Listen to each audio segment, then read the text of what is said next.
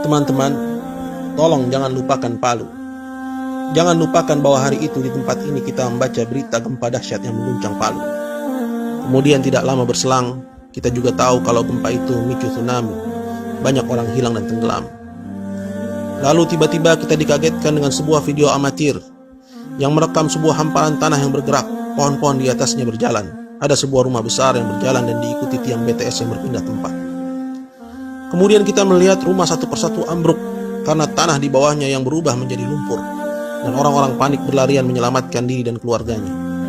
Teman-teman, ingatkah bahwa saat itu kita mengira kejadian itu di pantai, air laut yang naik ke atas, tapi subhanallah, ternyata itu tanah yang mencair. Kok bisa? Percaya tidak percaya, video itu kita ulang berkali-kali. Mata kita tidak berkedip, otak berputar, hati berdegup menghayati kengerian orang-orang yang mengalami kejadian itu di sana. Ya Allah, bencana apakah ini? Ada apakah dengan bumi?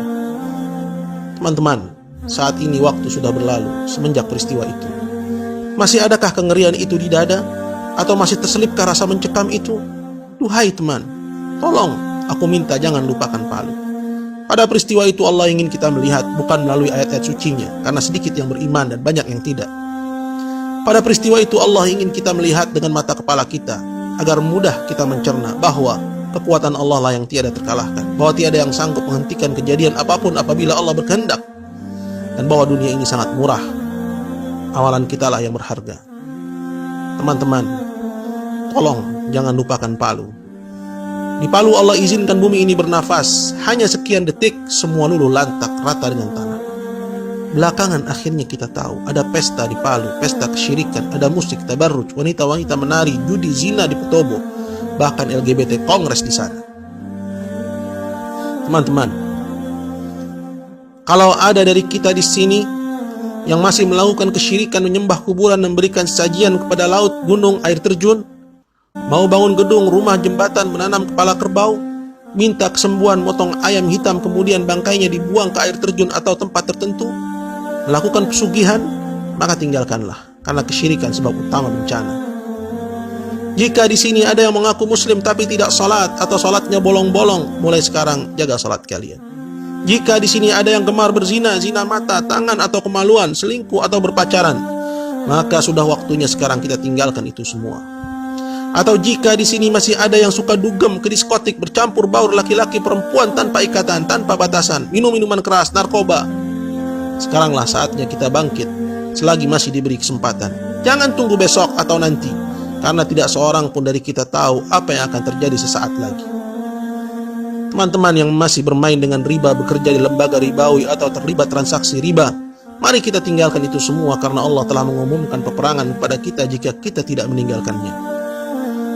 Teman-teman muslimah yang masih menanggalkan hijabnya, enggan berjilbab, gemar bersolek, menampakkan auratnya, mengenakan pakaian ketat atau tipis, tidak adakah rasa iri di hatimu kepada saudari Winda yang jasadnya ditemukan masih lengkap dengan hijabnya? Jasadnya masih lemas dan tidak berbau meski sudah 14 hari tertimbun reruntuhan. Cadarnya melekat di wajahnya sampai-sampai tim SAR sungkan melepas penutup wajahnya. Dia mulia hidup dan matinya. Teman-teman, saya tahu yang paling berat memang meninggalkan musik. Dulu pun saya seperti tidak percaya bahwa Islam mengharamkannya. Tapi saat Allah jadikan kecintaan kepada Al-Quran di dalam dada, kecenderungan kepada musik akhirnya banyak berkurang.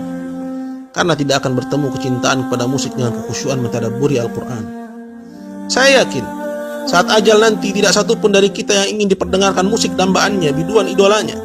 Saat itu satu-satunya keinginan kita, andaikan semasa sehat dulu kita menjadi ahli Quran.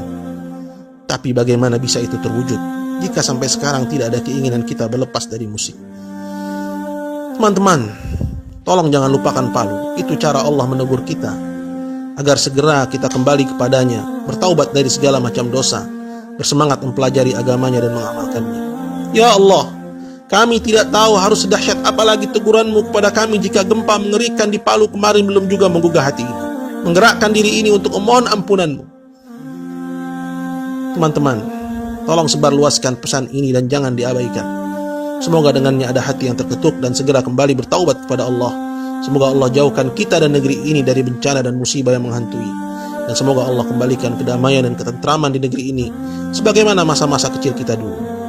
Allah sekali-kali tidak membinasakan satu negeri dengan zalim.